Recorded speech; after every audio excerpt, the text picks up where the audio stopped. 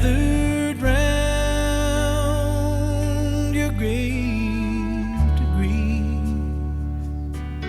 Wish I could see angels' faces when they hear your sweet voice sing. So go rest high on that mountain. The sun, your work on earth is done. Go to heaven shouting love for the Father and the Son.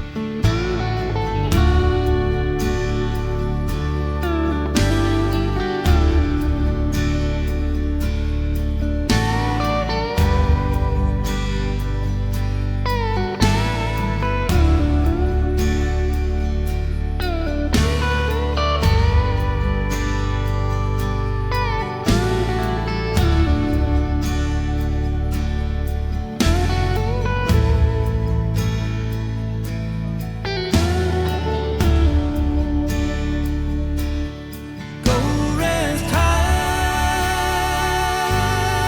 on that mountain. 'Cause son, your work on earth is done. Go to heaven shouting love for the Father and the Son. Go to heaven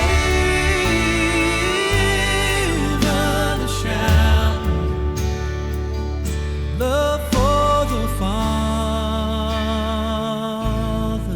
and the Son.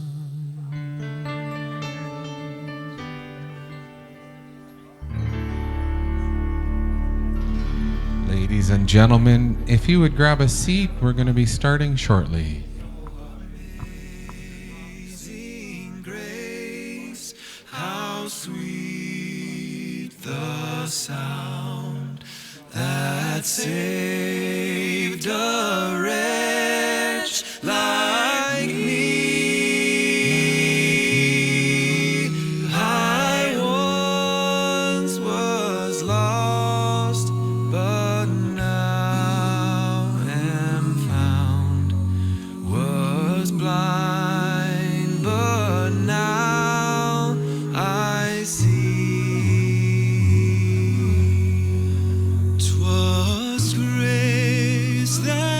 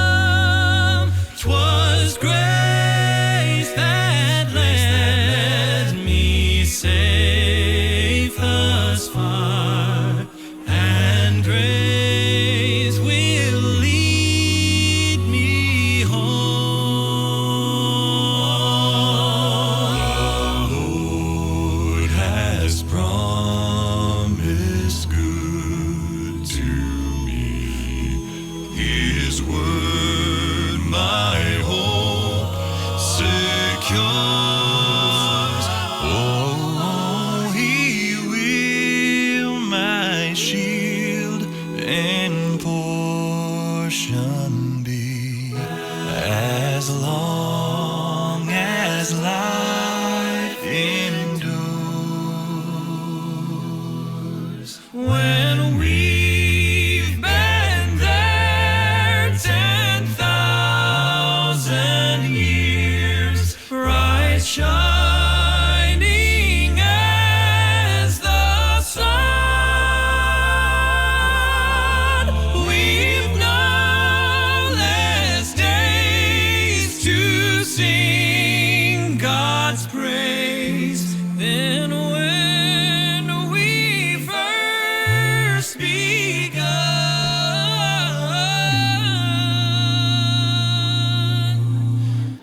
then when we first begun.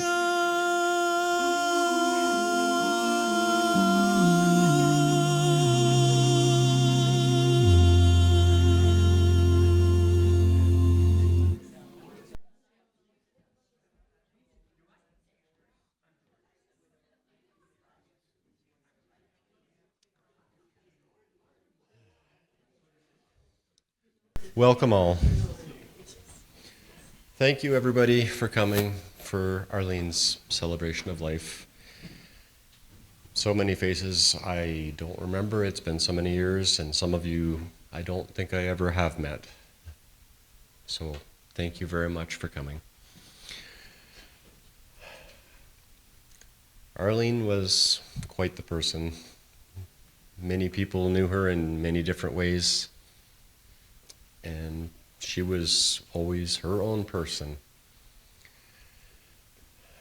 From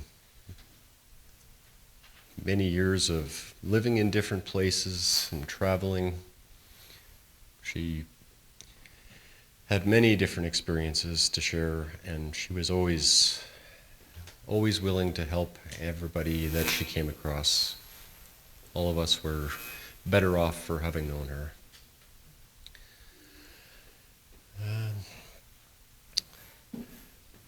I know that some of you knew her quite intimately, and some maybe just as a relative that didn't know her as well, but she always came into everybody's lives and really made a difference in them. And thank you all for coming to be here as a part of this celebration. Thank you. For those of you who don't know who I am, I'm Scott Snyder, nephew of, not a public speaker. We're going to have Irene, cousin of Arlene, to open with prayer.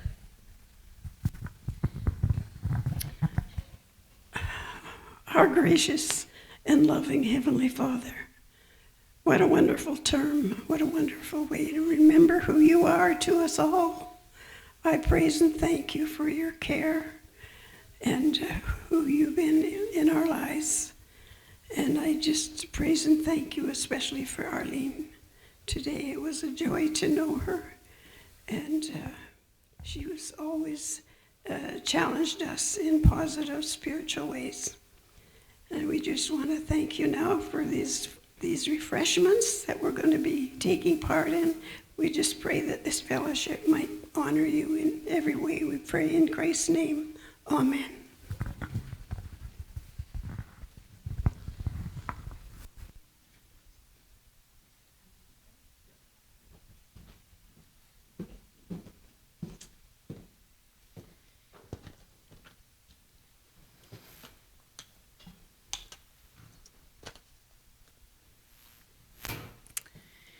I just want to welcome each one of you here today. I am so glad that you could each come.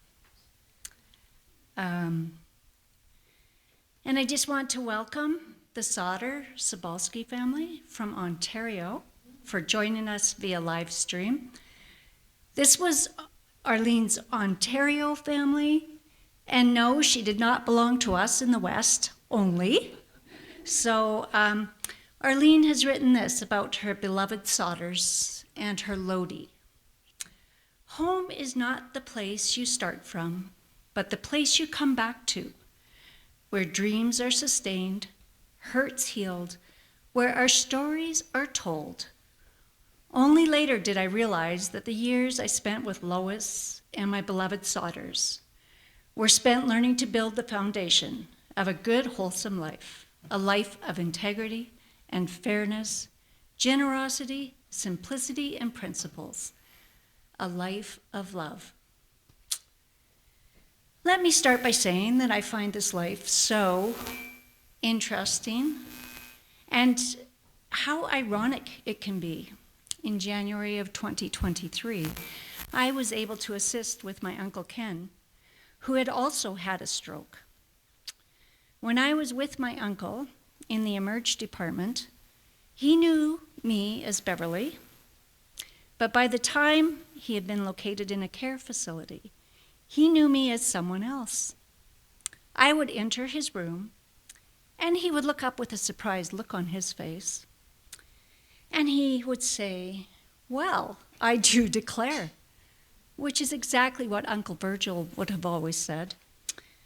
And then he would follow it up by saying, "Arlene, it is so nice you came to see me."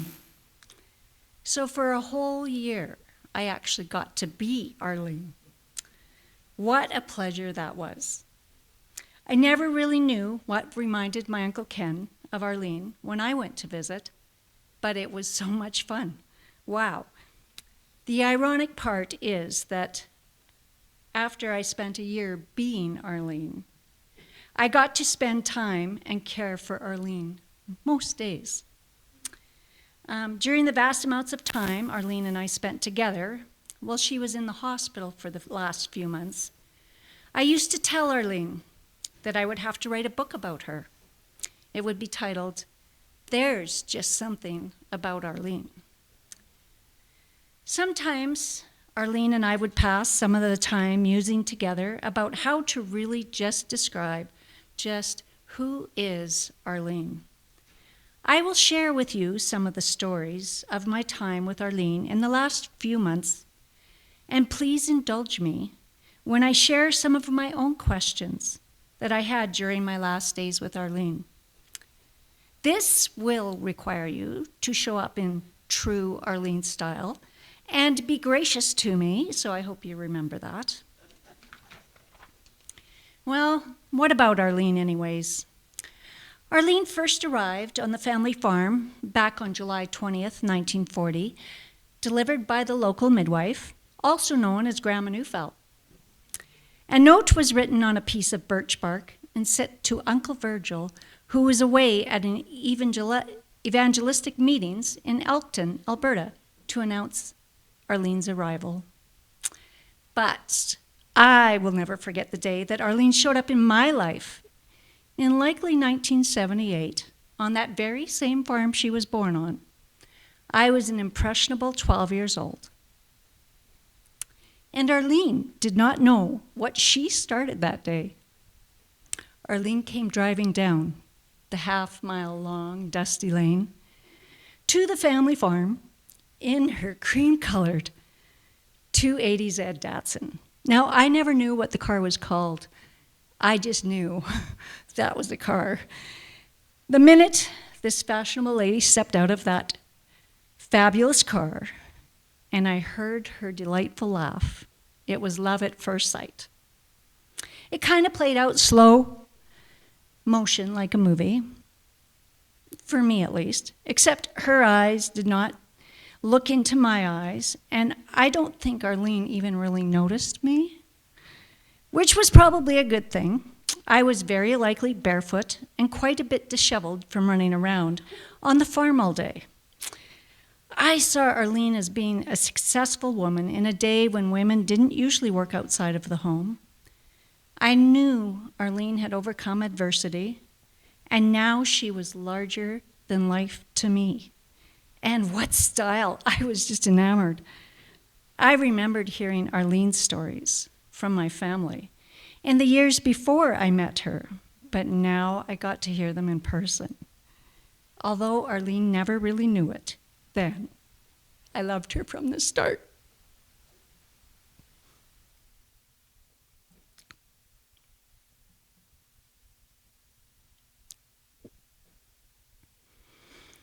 I got to see Arlene in her Ontario home when my sister and I took my grandma to see Arlene and Aunt Hannah.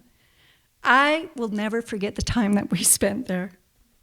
I have been inspired by that time ever since. Every detail of their home was exquisite, and Arlene was an amazing hostess. China and crystal at every meal, including breakfast. Everything was just so. Our trip to Ontario was one of the first things Arlene and I started talking about when she was learning to speak after her stroke. I well remembered her wallpaper, and Arlene was able to recall the name of said wallpaper, even though her memory was just starting to come back. She was even inspired to struggle through saying the name of that wallpaper, Anaglypta, in a voice that wasn't her own. It still sounded like a stroke voice, and she was just struggling to learn to speak. And it is from the beginning that we jump ahead to the end of our story. There's just something about Arlene. Arlene, I don't want you to stay, and I don't want you to go.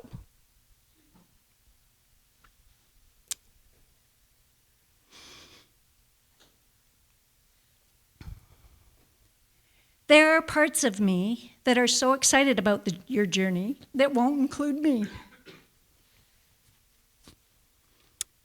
But I do want to go with you and see it all. There are parts of me that don't want you to go, because that means we won't be exploring and discovering together. The future adventures we have contemplated together will not be. I won't be able to feel the essence of your excitement for all of the childlike delight in the life we sometimes push away as adults. Throughout my life, I experienced you as a very courageous woman. Now in this moment, when we know your time of transition is near, I have a real sense of your courage and a sense of steadiness that I did not expect. I wonder if you are comfortable. I can no longer read you very well. You are very far away from me. I know you are preparing to move on. I can only guess as to what may be needed now. You know, Arlene, I have not actually experienced death before, despite what you might believe. And even the scholarly articles can only guess as to what this transition time is all about. I am afraid I might not be very good at this part of the journey. I intensely watch your smallest facial movements to see if there is something that may need attending to. I hold your hand for many hours during the days in case there is something that you need. When I asked you prior to this moment what you wanted during your time of transition, you told me you were not afraid to die alone. I had asked if it might be okay if I was there with you, with a caveat on it, Arlene, I might cry.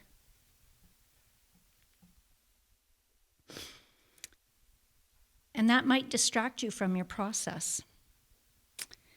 And Arlene, you said to me, it's always harder for those who stay. And it was okay with you if I cried. Wow, what a gift that was. For several days you seemed so steady and focused. You were not aware of us at all. You had somewhere to go. And then, with a couple of irregular last breaths, you just flitted away. and were gone like a butterfly who shed its cocoon. It happened so quickly, without any ado. You just slipped away so quietly, and I am left to ponder what a treasure I have been given. I am not quite sure how to make sense of it all. As I was sorting through some of your things, Arlene, in the time since you left us, I found a random note tucked in one of your many notebooks that was separate from the rest. It was apparently written to you from Aunt Anna 3 years prior to your own passing. It was called Going Home. Home is more than your current address. Home means going to a place of belonging, being near loved ones, claiming a place to call home, a place of precious memories, shared experiences, total acceptance, just as I am. A quiet confidence that God is in control, ever present, and an end of a long journey, a beginning. Isaiah 55:12, you shall go out with joy and be led forth in peace. July 20th, 1995, your loving mother. Now, I think it was Arlene that wrote this next part. She says, there's a quiet hidden virtue that helps us draw sweetness out of any place, the virtue of contentment. And she says, for this, I have Jesus. I have to say, that is how I experienced Arlene's homegoing. She was at peace. There was an air of sweetness about her. She seemed to draw sweetness out of a process called death that is such an enigma. The process towards death is not always easy, but I could sense in Arlene a steadfastness and embracing of the hard work in which she was engaged. The journey seemed almost mystical to me, and Arlene allowed me to be with her while she was hard at work. I got to experience that peace and sweetness that Arlene brought to those days that at points seemed very long. What a treasure. There's just something about Arlene. Your perspective feels fresh to me, even though it comes from a person old of age. Your life has likely demanded that it was not the status quo, so why be relegated to what should be the new status quo? You took the opportunity to remember all the other things life had to offer. Your spirit was restless to experience something new. Now please indulge me, all of you, for a few moments as I try to make sense of some of my thoughts during Arlene's final days. Arlene, I struggle to understand you, in some ways familiar, and in some ways so different from me. I had to try to understand you so I could assist in your recovery. I sometimes have had a sense about you of lostness because you did not have the same solid continuity of community. I guess life seems to be about trade-offs. There's a comfortableness of a staid community, which has its place. But it can become an excuse for just going through the motions. But the trade-off allowed you to indulge a part of life many of us forget when we are trying to hang on so tightly to that very community, the normalcy that we feel anchors us and makes us comfortable. You were very often up for a new adventure, and you would flit away from us to explore something new. I probably felt the loss of you in those times and couldn't see your unquenchable thirst for a new discovery. I could only interpret it as chasing after something you could never find, searching for something you had all along. There may have been some of that in your journey, but there was an indomitable curiosity to experience life from a different perspective as well. It was both and. Life is about dualities, although some might not be aware. We think we choose one or the other, and in doing so, we miss out on the perplexity that drives discovery to its fullest. Sometimes, Arlene, it seemed you were lost and running away to find something that we all thought we provided and you just couldn't see. Maybe that was because we felt insulted that we couldn't be enough. But you could not be caged, and our perspectives did not trap you. Whether or not you were in full possession of your motives and process, you still gained experience. I don't think you were trapped in the fear of leaving like I would have felt. In some ways, my experience seemed very grounded and set, and it would have been so hard to leave that comfortable place. But who am I to think that your experience was any less satisfying? Both of our experiences can represent a trap in an endless cycle we are locked in, or a freedom to discover. It is uncomfortable for me when someone chooses a different way to experience this life, the gift that we have been given. I find your perspective challenging, and maybe that is why I am so intrigued with you. The path less traveled? You have given me a gift now through these last shared months, a challenge to understand you, and sometimes when you could no longer explain. An opportunity to expand my awareness. Maybe that is why I am so grateful to have the privilege of being with you. You are the challenge for me to see life differently, to think outside of my experience. That is always mesmerizing to me. The opportunity to see life through other people's perspective. It is two for the price of one. I get to live my experience and yet have the experience, another experience through other people's lives. I get to have my cake and eat it too. I'm so glad she shared her life with me. It broadens my perspective, and it's magical how it unlocks my judgmental walls. Sometimes when I sit through a service for remembering the life of someone who is now gone, I get confused. I can't seem to understand that all that is talked about is the good memories. It can seem in some cases to be almost a hypocritical process. When I know what others have said in the past about said person, or what was generally known about the person that is being celebrated, I wonder why we don't remember the challenging things as well and allow the whole picture to be something of value. When we remember someone after they have passed, it seems like we only remember the good things and not the things that made us uncomfortable or were unpleasant or perhaps very challenging to us. Yes, I would definitely say that there were definitely those things with Arlene, without a doubt. However, to wonder about the challenging aspects of a life now gone, it may reveal too much about ourselves, our beliefs imposed on others. It may reveal too much of our uncomfortableness with things we do not understand. We don't realize what a gift it is to ponder on the difficult aspects and what we can comprehend through those things. However, I wonder if maybe, in the end, we just truly remember the essence of that person, the person who was really there, aside from all the perhaps unpleasant things of the world that shaped and twisted some aspects of that person. Maybe in the end, we remember the person that was really there all along.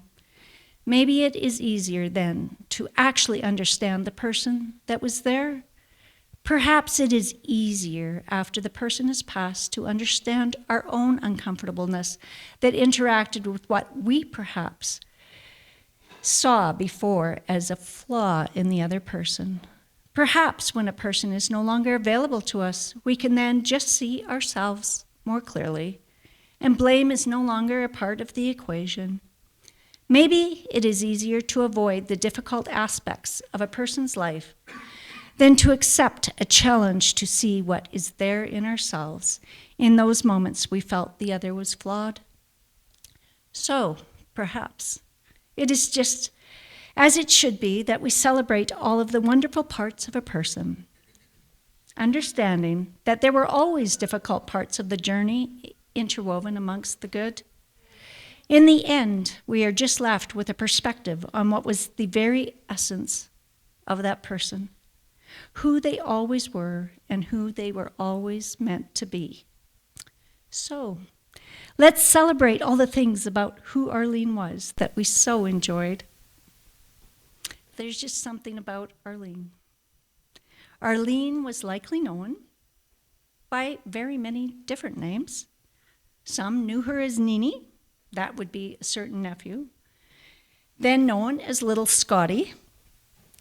Some knew her as Arlene, which included the whole Sauter-Sobalski family from Ontario, of which Arlene was a part. And some knew her as, "Oh, Arlene," with an eye roll, and said in the most affectionate, delightful way, and sometimes with a hint of disbelief at her perhaps most recent outrageous idea, like thinking it was a good idea to buy a Mazda Miata in the last few months. Her eyes were absolutely gleaming. One "Oh, Arlene" moment came when Arlene and I had spent 2 days decorating and rearranging her small room at her new home at Millrise. 2 days to do one room. Wow, did we have fun. When we were complete, Arlene figured we should start an interior design business together. She really wanted me to consider it. And she was like, "No, really." And she would advise from Millrise. Her part would have been fine. I am sure without a doubt that she could have been able to direct everything, no problem. But I had to roll my eyes when she thought I would be able to carry out my part. Another "Oh, Arlene" eye roll moment came when the first time Arlene and I went down to the dining room at Millrise. Arlene took a good look around in a very obvious way and said in a not so quiet voice, "Everyone is so old." I gasped and acknowledged that yes, everyone did look very old, including Arlene and myself. But I said, I still felt like a kid inside, so how did we get so old anyways? Arlene said she still felt like a kid too, and we shared a giggle. Then we tried to imagine the kid in all the others around us. Well, whatever the name, I'm sure most of us would recall Arlene's most infectious smile that would light up and crinkle at the corner of her eyes, and a smile that made up for whatever words could not say. Her smile conveyed it all. Whether it be some sort of mischief, of which there was plenty, the expectant look that you would understand her latest, seemingly outlandish dream without her saying one more word, the tentative smile that invited a shared moment, the smile that said she completely accepted you just the way you were, the slightly pensive, faraway smile of a memory shared, an air of mystery, something not yet understood, or the smile that was just ready to burst into a giggle. When Arlene was nonverbal, I paid so much attention to all of her smiles, and they did convey so much. It always felt that there was just something about Arlene, an invitation to a deeper place, a place that could accommodate my endless musings and questions and why. When filling out the forms for her new residence at Millrise, there was a questionnaire that invited the new resident to tell the care staff something about herself. I gave Arlene a few suggestions about what I knew about her to get the creative processes going. After all, it is sometimes difficult to get started, and there was 85 years to ponder. Where to start, and what did she want them to know? There was so much life, and how to say it all in just a few sentences. Arlene felt the most important thing about her that the staff should know was that she loved intelligent, stimulating conversation. She loved something that would tickle her mind. When she said that, I understood some of what drew me to Arlene, the connectedness that always existed. Although for some that surrounded Arlene in the last year, I'm sure it did become very confusing. The intelligent conversation that Arlene loved so much was mostly non-existent as the mind and body began to fail. But Arlene was still there, just like always. It just took a little longer to find her. To the very last, Arlene seemed to be intrigued and invested in a conversation of substance that others would have in her presence. I mean, really, I didn't know how she could seem so interested in my endless chatter and rememberings. There seemed to be a great enjoyment when others talked of all things wonder and philosophy. She listened intently to hear the other person and connect. I watched her listen to Scott when he explained in great detail, complete with a picture show on the cell phone, what his work as a power engineer at a gas plant involved. I really could not believe that Arlene could be so honestly interested, while Scott painstakingly explained each detail of his work. To be honest, I got a little lost. Arlene absolutely adored Scott. Through those last few months, I knew Arlene was there and giving of herself. Arlene had eyes that communicated so much. Even the last day that Arlene was conscious, she managed to open her eyes halfway, even though a smile was no longer possible. She seemed to say she knew I was there and she wanted me to know. So, of course, I indulged her with my chatter, carrying on both sides of the conversation. Sometimes I wondered if she just wouldn't open her eyes and start talking again just to make me stop. On that day particularly, I could just imagine that she may tell me to stop prattling. I felt something was changing. And she probably understood my anxiousness more than I. She was so gracious and seemed to understand underneath all my words that I was just trying to bring her connectedness. And then I wondered if she just understood that it was me that needed that connectedness and understanding. And she just showed up in true Arlene style, full of graciousness. So, let's celebrate all things Arlene and the things we love about Arlene. Arlene loved to travel and discover new things.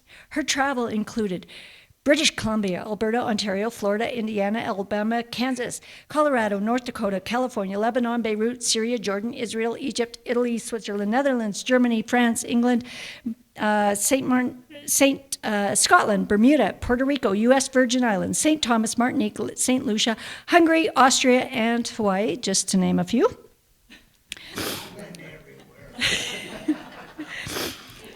Arlene loved beauty wherever it was to be found or created. Who can deny Arlene's sense of style?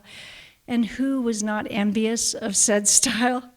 I think there likely should be a whole new decorating style called In True Arlene Style, or perhaps In True Arlene Fashion. Arlene was so playful, which oftentimes ended in mischief. I know there are many stories of mischief and much laughter to go along with said stories. Arlene was just delightful. After the stroke and prior to the return of verbal communication, Arlene even delighted in making our daughter Larissa laugh just using her very talented eyebrows. Arlene was so fun to play the game of sorry with. When she mentioned the game when she moved into Millrise, I went home to find the old game we used to play with our kids and returned the next day with the said sorry game. Arlene insisted that we had to play Ruthless. We were both back at start so often. We didn't even finish the game that day. We had to declare Arlene the winner because she had the most pieces in home. We laughed a lot that day. I will never hear the word ruthless in quite the same way ever again. It always makes me chuckle.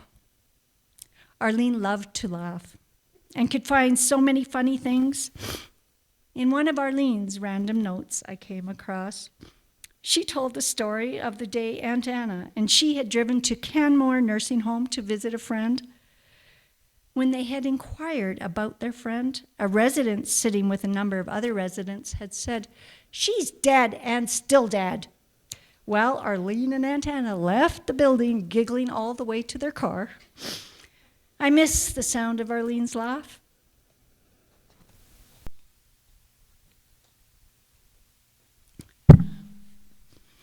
I notice in all of Arlene's notes, tucked in all kinds of places, that she had lists of things to be thankful for.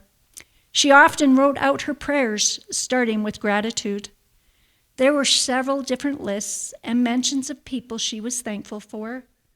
One was a 2-page list of all the people in her life that she was thankful for, broken down by the years of her life. It was entitled God's Ministering Angels. Many people here today are mentioned on that list. Arlene and I had a gratitude practice that we enjoyed together each day as well. Prior to us starting our practice, I had no knowledge of Arlene's lists. Whenever it was possible, we went out into the sunshine, feeling the gentle breeze on our faces, and shared what we were thankful for that day. Other days, we shared our list while I would give Arlene a neck and head massage. So in this moment, I would like to just continue our gratitude practice. I am so thankful that I could spend the last few months with Arlene. What an amazing privilege. I am so thankful Arlene is at home with her king. She is a princess now. That's what my Auntie Vera told me. I am thankful for my mom and grandma. Not looking at you, Mom.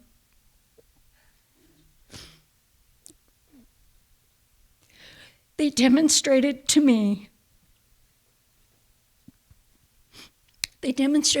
how to care for nonverbal loved ones. I learned from them to show love and attention that could allow for healing. I learned to be comfortable in being with people when perhaps they no longer remembered themselves.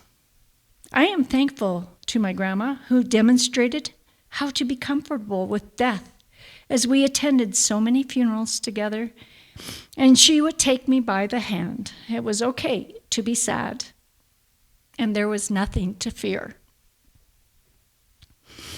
I am thankful to my mom for the many phone calls, whether on speakerphone or FaceTime, when I was with Arlene to share memories when I needed somebody to share the load. It was good to have someone to laugh with. And it was wonderful when Arlene could laugh with us too. I'm thankful to my mom for all the phone calls when I wasn't with Arlene and when I felt discouraged. Mom had walked this journey before. Where's Anne? I am so thankful for Anne, who is able to see Arlene every day in Didsbury when I couldn't be there every day. Sometimes I am not sure whose memory is better, Anne, yours or mine. Sometimes we forgot we called each other and called again, but it was just what was needed. I am thankful to Anne, who I called many times in the last days of Arlene's life. Those were long days, and it was always good to talk to Anne. I never had to worry about repeating myself because Anne repeated herself sometimes too. I found a Bible verse tucked into some of Arlene's things that Anne had left with Arlene when she was in Didsbury Hospital. One of those notes I read to Arlene over and over again in the last days, from Psalm 18:30 and Isaiah 41:13. I am involved in each moment of your life. I have carefully mapped out every inch of your journey through this day, even though much of it may feel haphazard. Because the world is in a fallen condition, things always seem to be unraveling around the edges. Expect to find trouble in this day. At the same time, trust that my way is perfect, even in the midst of such messy imperfection. Stay conscious of me. As you go through this day, remembering that I never leave your side, let the Holy Spirit guide you step by step, protecting you from unnecessary trials and equipping you to get through whatever must be endured as you trudge through the sludge, which always brought a smile to my face. As you trudge through the sludge of this fallen world, keep your mind in heavenly places and me. Thus the light of my presence shines on you, giving you peace and joy that circumstances cannot touch. After I read it to Arlene, I would always remind Arlene that Anne was thinking about her. I am thankful to my brother, Don, and his wife, Angela, whose farm, the very farm that Arlene was born on. I stayed at their farm each week I came to Didsbury to see Arlene. I could just come and go without having a plan. I am also thankful to Don and Angela for showing up just at the right moment when we were moving Arlene out of Aspen Ridge. Wow, were we tired at the end of that day, and the help at that point was just very much at the right time. We didn't arrange for them to come, and it just happened to work. So thankful for that. I am thankful that I was able to walk some of the journey through stroke and long-term care placement with Auntie Vera, Uncle Ken, and my cousin Connie in the last couple of years. I had a far better understanding of the processes that needed to take place. They also knew all too well what the current situation entailed, with my Uncle Ken having passed away just 18 months prior. I am thankful to my cousin Connie, who's not looking at me right now, who I emailed several times during the last days of Arlene's life. It really helps me get my thoughts sorted out and refocus me to continue on. And I knew she wouldn't try and solve anything. She is such a good listener. I am thankful to Auntie Vera, who sent a memory to me during the last few days of Arlene's life. She said, "Tell Arlene to remember she is a daughter of the King," which was something Arlene had told Auntie Vera at one point about her own life experience. When I shared memories with Arlene from others, it felt like others were standing with us in that moment. I am thankful to Lois Sobalski, whom I contacted to surprise Arlene for her 85th birthday. Lois sent Isaiah 30:18a to share with her Arlene. The Lord God is waiting to show how kind he is. I read it to Arlene many times that last Monday and reminded Arlene that Lois was thinking of her. Everything was just at the right time and just the right thing. I ended up speaking with Lois a lot the week after Arlene had passed. It was so wonderful to learn of Arlene's life as a member of the Sauter family. It was so comforting to share memories of Arlene during that week when I really felt so topsy-turvy. Thank you, Lois.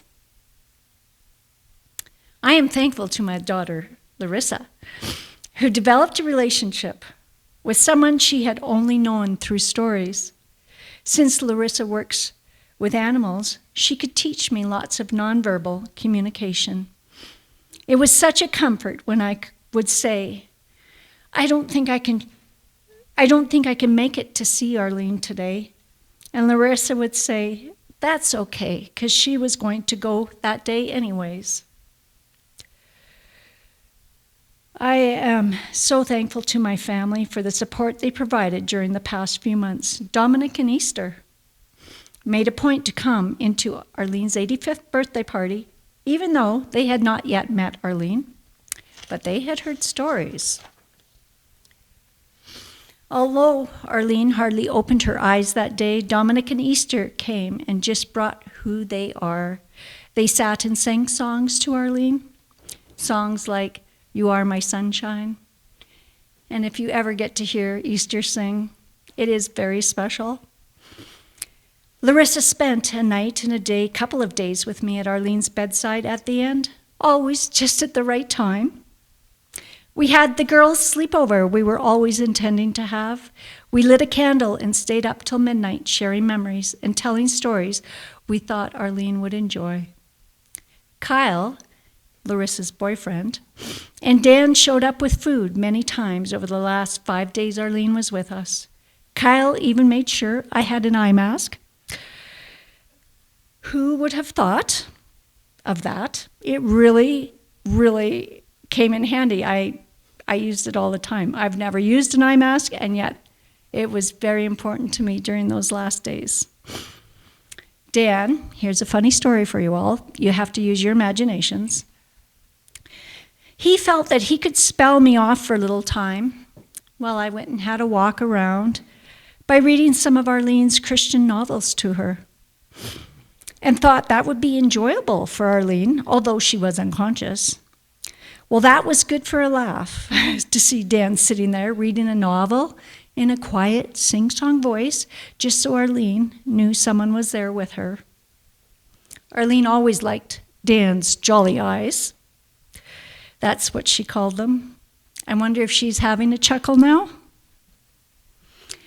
After Arlene passed away, I texted my family to let them know. I said they didn't need to come. I was okay. It wasn't too much later that Dan and Larissa both showed up. I am thankful that sometimes they just don't listen to me. Dan and Dominic both agreed to my request to live stream and help with sound on the day we are to celebrate Arlene. Thank you.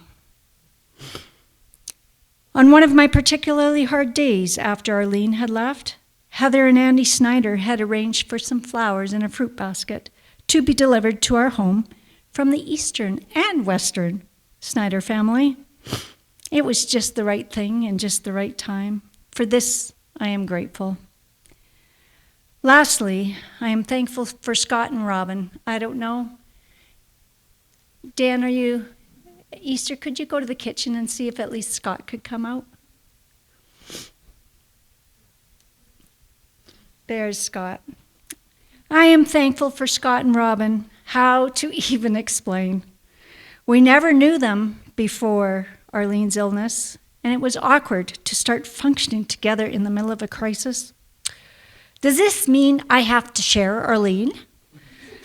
I mean, who was the Scott that belonged to Arlene? I had forgotten Aunt Anna's Scotty that I had heard stories of in years past.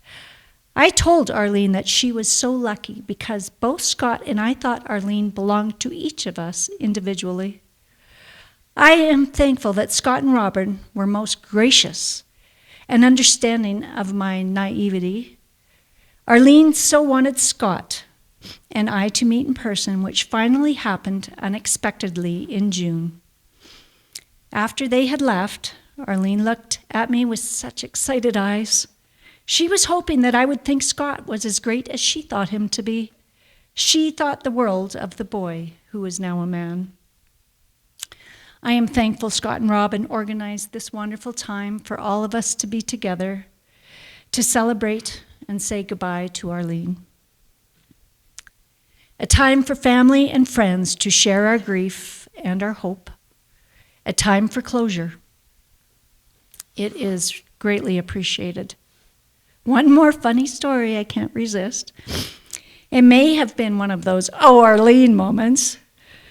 I had asked Arlene a couple weeks prior to her death what she might want for a celebration of life. Among other funny things she said, the particular thing she said was that we should have Vreniki.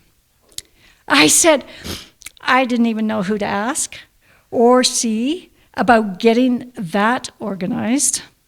It was certainly much too overwhelming for me. In true Arlene fashion, she just said, Scott and Robin will do it. Like it was nothing at all. I told Arlene we might need to have another plan. When I mentioned to Scott and Robin what Arlene had stated, not really requested, I gave them an out, and then to my great surprise, Scott responded with, don't be so quick to dismiss that idea. We might be able to make that work. And then, when I expected that I should hear some protest from Robin, but she was already planning with Scott how to make that happen. So, I am thankful and in awe of Scott and Robin and their willingness to undertake such an incredible feat. Scott and Robin, I can't thank you enough for providing this time for family and friends to remember Arlene. I am so grateful. So, in the end, while you may think that Beverly spent a lot of time with Arlene in the last few months, there were really quite a few people who showed up with me. Everything was just at the right time and just the right thing. For this I have so much gratitude. And to Arlene, thanks for letting us be a part of your family for the last few months. You are an incredible and intriguing person. I miss you, and I love you so much.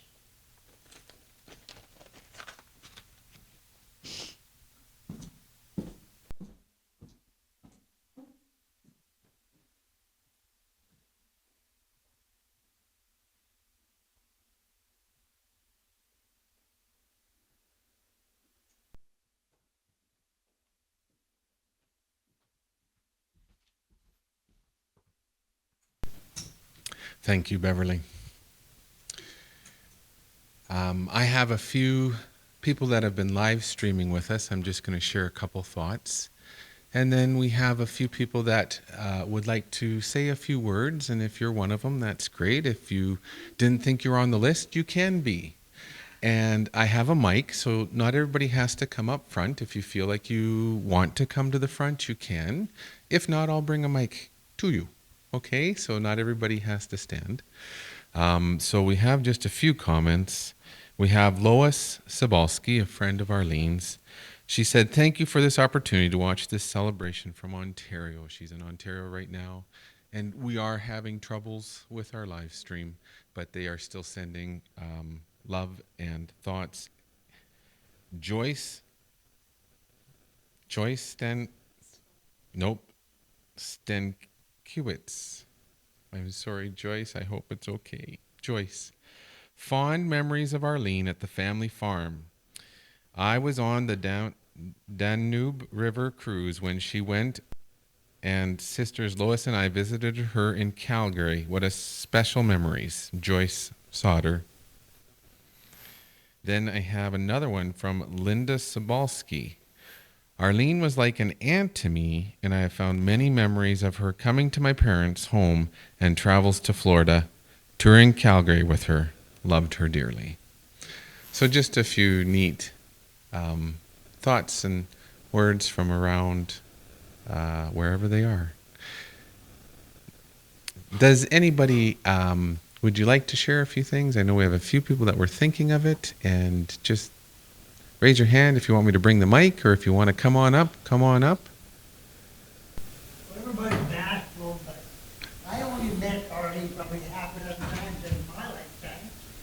But I was always close because I met her mother 87 years, 8 months at 10 days. She delivered me at Grandma's house. It's okay, I'm done. Oh, you're done now. That's it. Okay. Unless you want me to sing the rest So, of the night, will you? so the live streamers will miss that, but he loved Arlene. Okay. Yeah. Unless you want me to sing the rest of Hank's No Song. Oh, that's what it is. Okay. Thank you. Thank you.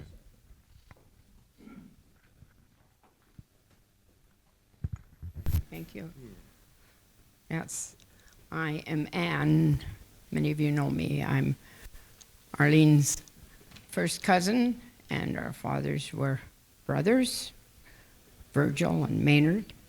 Anyway, Wayne and my brother Wayne and Vicky and I have put together some of our memories of Arlene, which I will share, and it won't be long.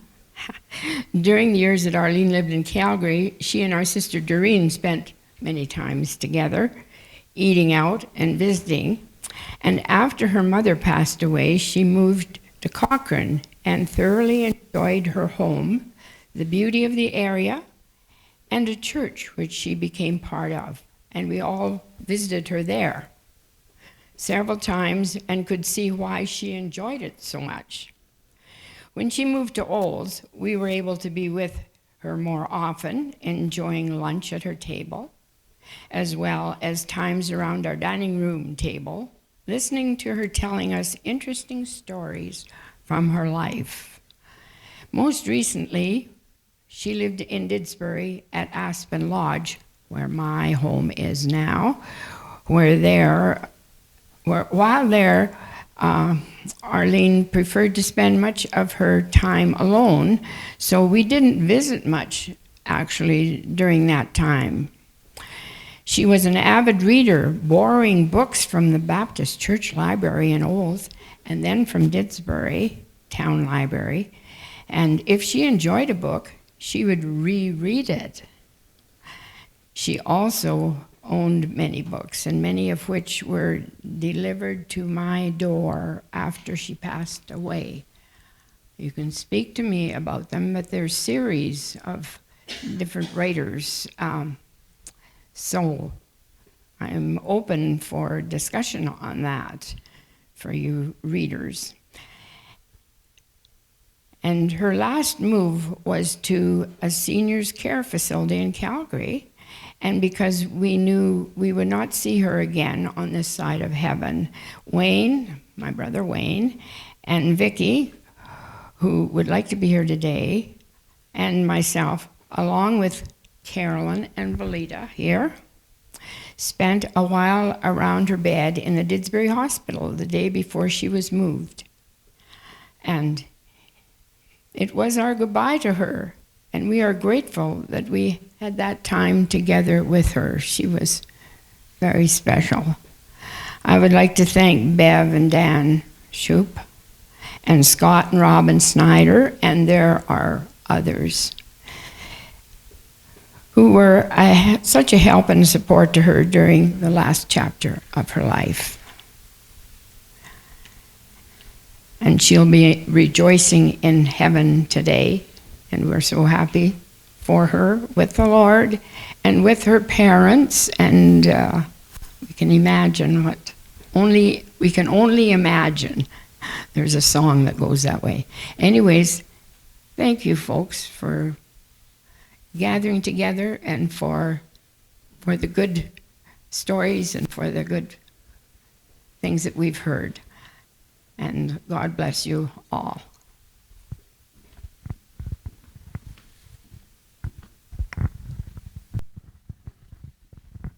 Yes.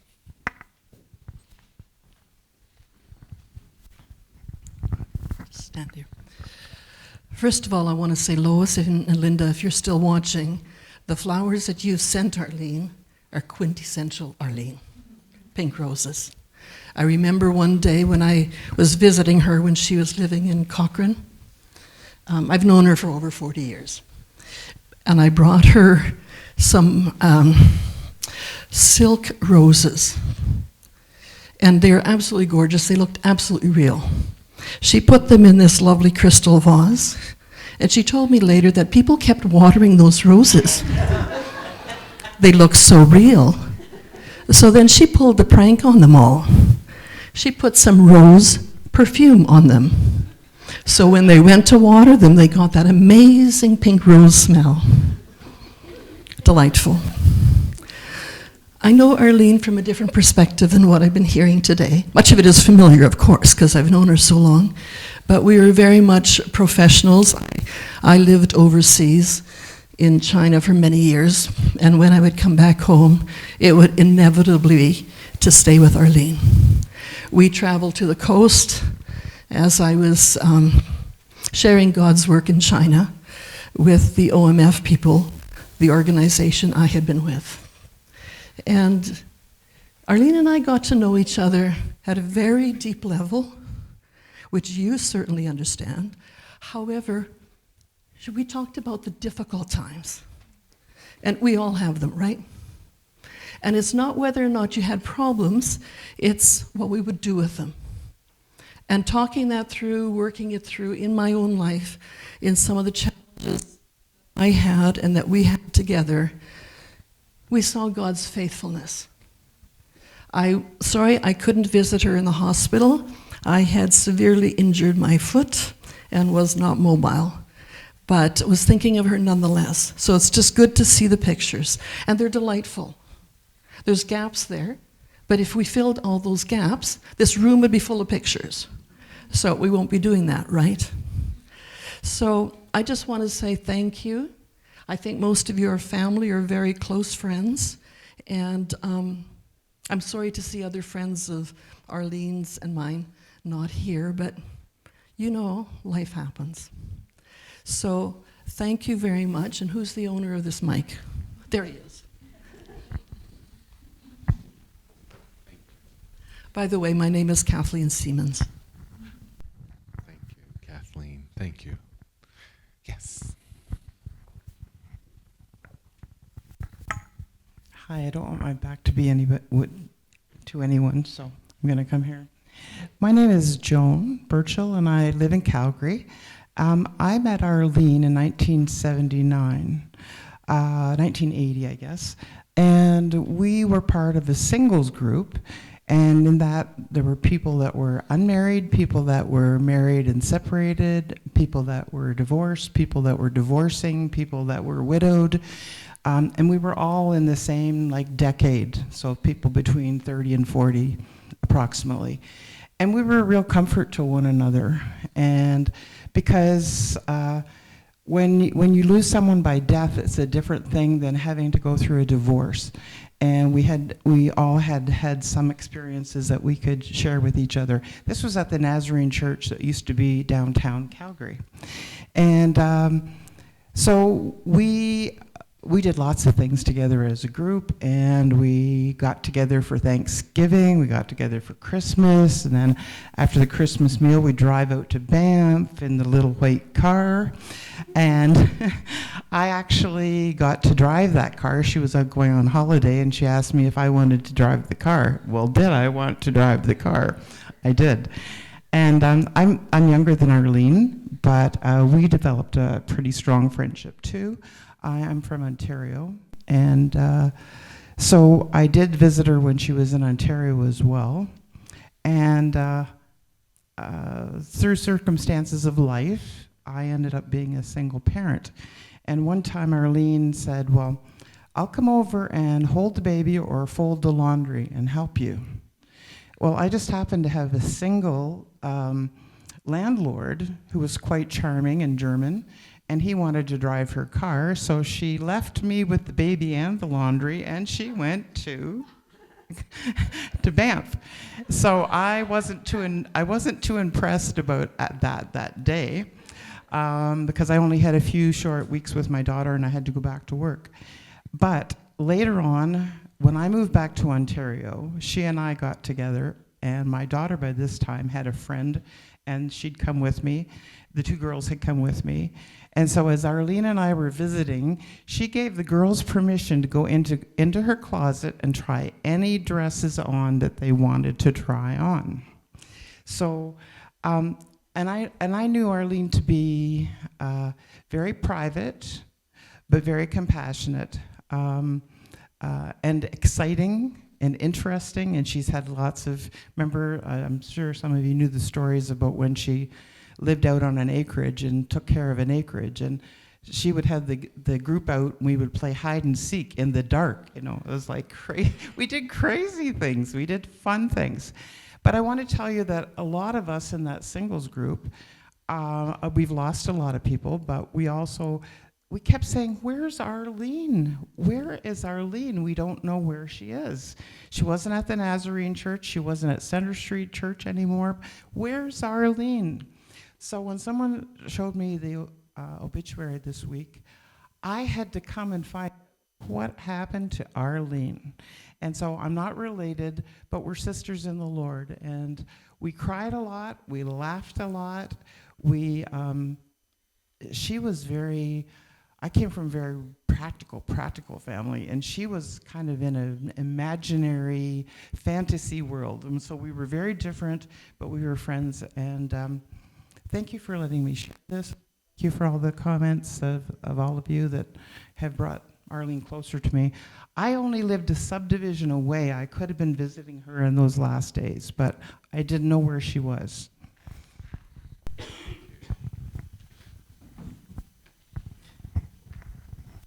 I just love being here today and that we can share in the life of someone who, a word that hasn't been used yet today, but we all know graciousness. She was a gracious person. And so I think one thing that I have learned later in life, the Spirit of God keeps telling me, be a listener. Be a listener. Talking isn't as important as listening. And I have really discovered a lot of joy in figuring out how to listen better and and that comes out of knowing the Lord. And I'm telling you, I think he's the greatest listener yet. Thank you. Thank you. Anyone else that would like to share? Yeah.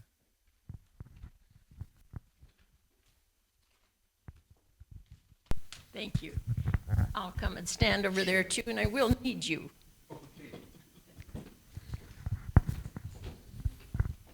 For just a moment, I'd like you to step into Arlene's kitchen with me.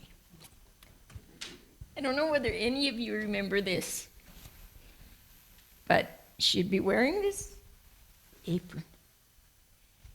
And she'd still be busy when we went sometimes, preparing the perfect meal.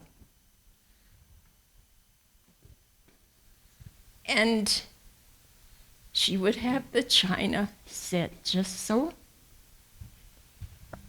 And she'd be cooking the last of whatever. Often it was borscht. And we'd only talk about varenika. They took a little longer to make. To me, it's hard work, but we still make them. And they are good. And I live in a community where they don't call them varenikas often. There's more nationalities there that eat them than just the Germans, I found out. And some of them even do it with cottage cheese, but they prefer potatoes. You name it, they might do it. And it's wonderful. But I want to share with you just a little bit. Pardon me. My voice isn't as strong as it used to be. And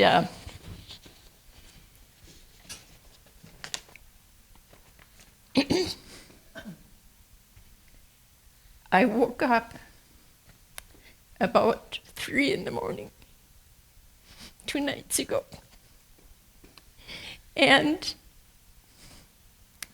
God was there. And thank you. He gave me a message. And believe it or not, I could hardly wait for my husband. I thought it was time he woke up, so I woke him at 5, and I said, I've got a job for you. And he wasn't sure he was interested. It was a little early, and it wasn't our conventional morning. I said, I want you to type for me. My fingers aren't as firm and nimble. Anyway, he finally said to me, stop, I can't type that fast. And you're jumping from here to there. Just give me the ideas. And so, together we shared. This morning, afternoon, whatever, I want you to see not Arlene here in person, and not me at all. I just want you to let her don her apron and hear this message is what she sent to you. Arlene, I'm writing this from heaven, where I'm dwelling with God above, where there's no more tears So everybody get out the Kleenex and wipe them away. Or sadness. There's just eternal love. Do you remember those special times that Christmas when you came to visit me? We had the pot of water boiling, ready for the Vereniki. You wanted to find out how to make this special meal and enjoy it together. And Scott and Robin, wherever you are, I think they've become pros. Then the times we had at high tea together, just for 2 or 3.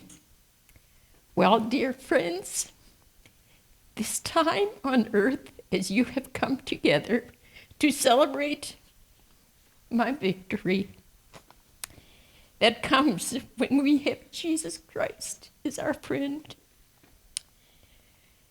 Well, I have the table set in heaven, waiting for your arrival, every one of you.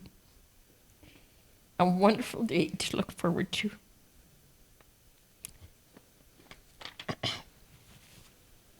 Pardon me. Linen tablecloths, the best china cups you have not yet seen.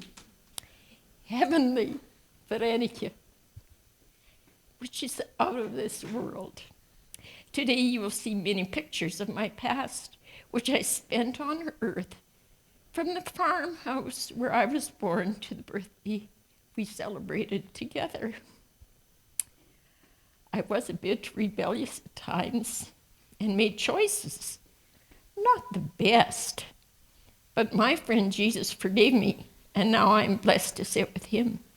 And I have to tuck in there that one time she came to me and she said, Evie, I think you took some of my spankings for me.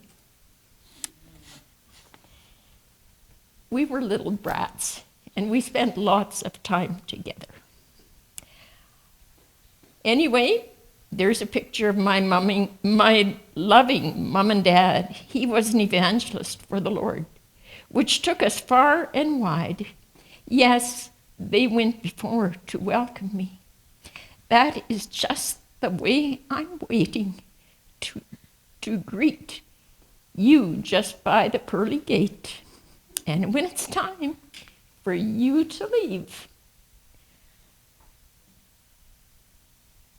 that earthly body to be free, remember, you're not going, you are coming here to me.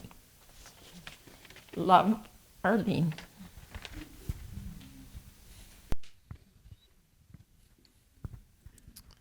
Thank you.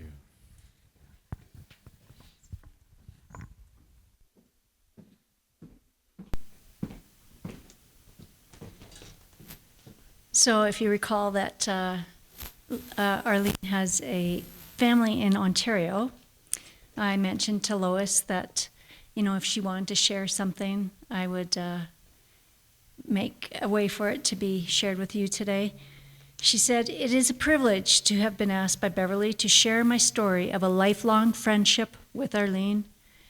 How do you begin to share about a friendship that began when I was 2 and Arlene was 4? That is when she crawled into my playpen for the first time. That was Arlene's memory, not mine.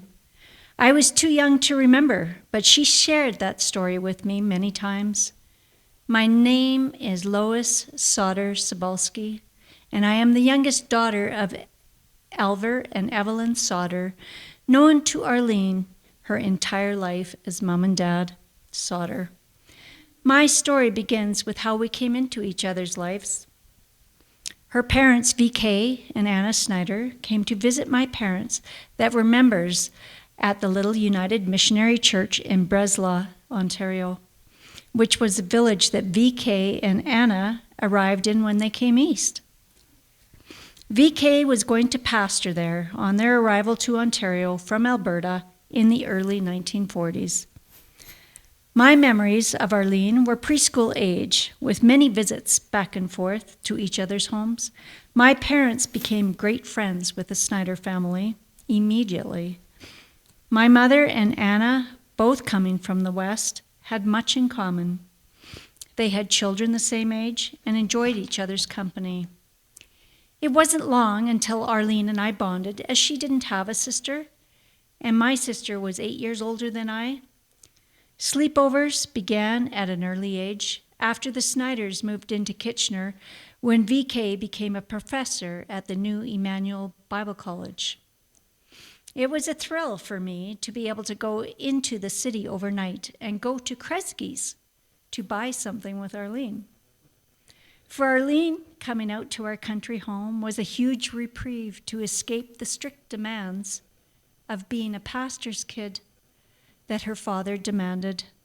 She did not like his rules and demands, and of course became rebellious. Coming out to the farm, she enjoyed the freedom of just being herself. At our home, she was a model child, full of fun and laughter. We all loved her giggle. We became like sisters, and by school age, Arlene would eventually start to come for every holiday weekend, and then the entire summer to our farm. We had the best summers, always getting chores done in the morning, and the freedom of swimming, horseback riding, visiting a maiden neighbor who lived alone every evening, and then sleeping in a cabin by a spring-fed pond and swimming every night before bedtime. Those years flew by quickly. By our teenage years, VK and Anna moved to South Bend, Indiana. Our visits back and forth were limited, but we tried to have at least 1 week or 2 at each other's homes in the summer. After VK, Anna, and Arlene Snyder's year in Lebanon, when they fled that country due to so much turmoil, on their return, they moved back to South Bend, Indiana. Arlene and I had both finished our secondary education. Arlene decided to return to live at our house and work in Kitchener. Her taste of nice clothing and her beautiful smile and manner landed her a job at one of the top ladies' clothing stores in our town. Those were the years of bonding that continued throughout our entire adult life. Arlene was maid of honor when I married, and then I was matron of honor at her wedding. Arlene moved back to South Bend by then, and our letter writing was not as current as technology provides now. After her marriage ended and Arlene moved back to Alberta, we began to pick up right where we had left off prior to her divorce. In the 1970s, Arlene moved back to Alberta and was able to connect with her parents who were living there. She also had her brother Paul, his wife Sharon, and baby Scott to enjoy. She was blessed to be surrounded by many of her first cousins and their families that are celebrating her life today. We continued to keep in touch, spending time together both in Ontario and Alberta for the rest of her life. We always picked up right where we left off when we were together. Now that is what you call a true friendship. With love and gratitude for the gift of Arlene's friendship, I sent this eulogy. Until we meet again in the Lord's presence, lovingly, Lois.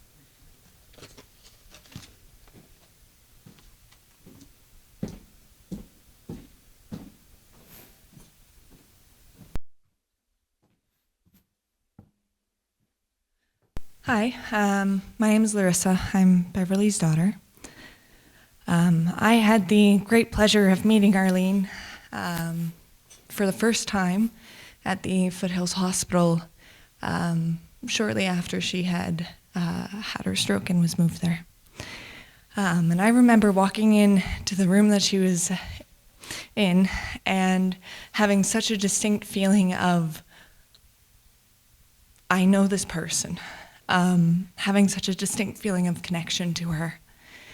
And even though she was still nonverbal at that time, I could feel just how much she had welcomed me into that space.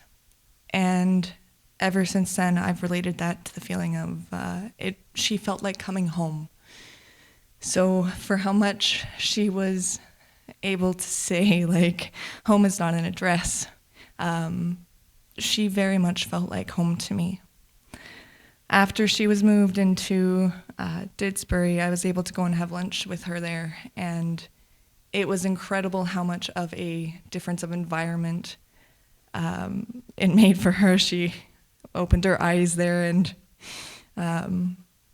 was definitely there, and the same as she was at Foothills, where it just felt like coming home.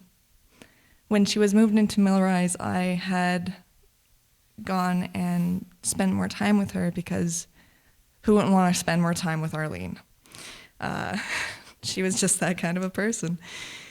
And she was so incredible. I remember my mom and I and her had all taken a trip to the Shoppers Drug Mart. And what a trip that was. At that point, Arlene had come around, and we were by the tweezers, and she had specifically wanted to get a pair. And so we picked up a pair of tweezers for her that she picked out. And we had gone back to Millrise. And at that point, she had tried doing some plucking of her eyebrows and stuff on her own.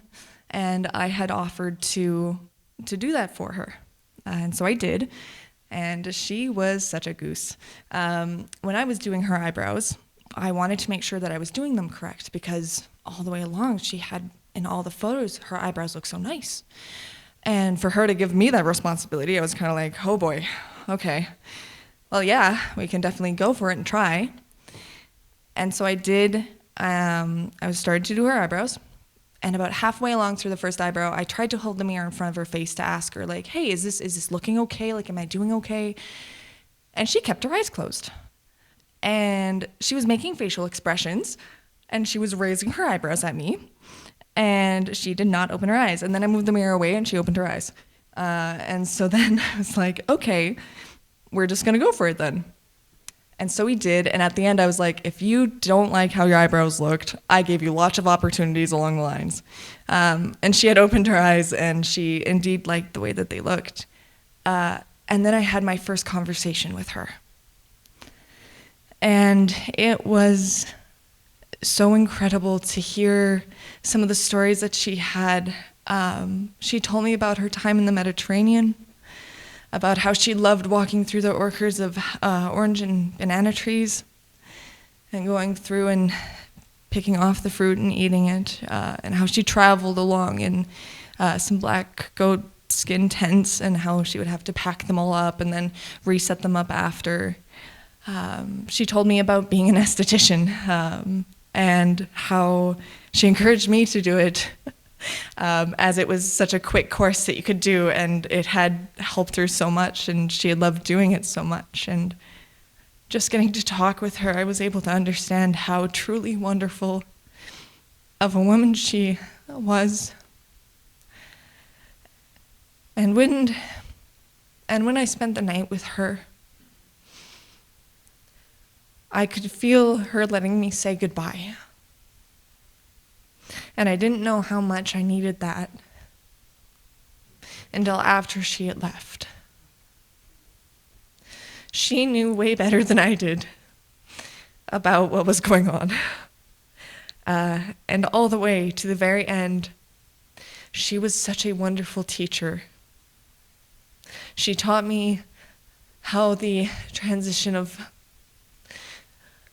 her leaving her body went.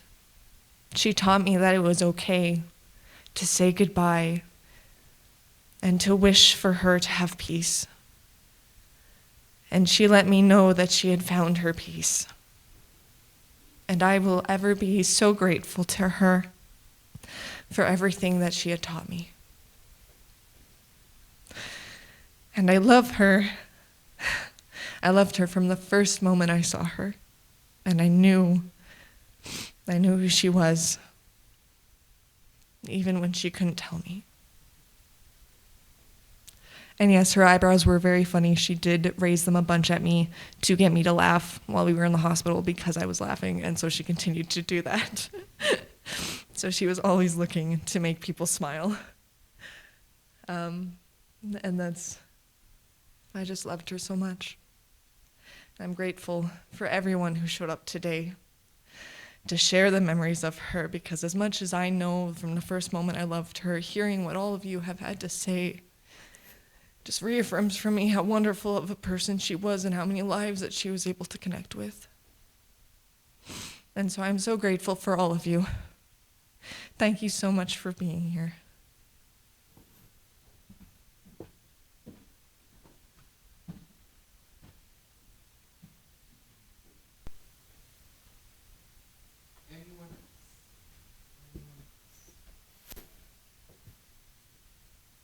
Anyone else that would like to share? All right. Well, I'm going to invite you, if you feel like you can and want to, or partially do it, to stand. We have a song that we're going to close with. If you want to stay seated, you can. I know we've been sitting for quite a while, and some people might need to move, so feel free. And we're just going to play the song. Feel free to sing along. It's How Great Thou Art. I think most of us know it. And we're going to officially close this part, but the sharing will continue around the table. Okay? Stand if you would like.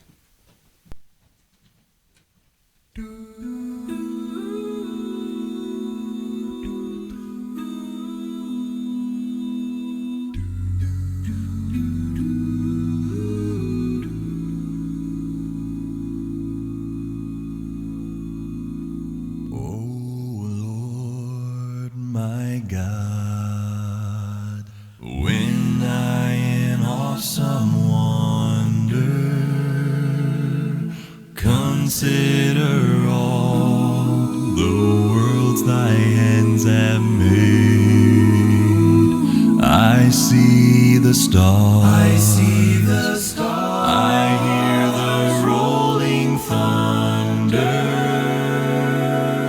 thy power throughout the universe displayed. Then sings my soul, my Savior God, to thee. How great thou art, how great thou art.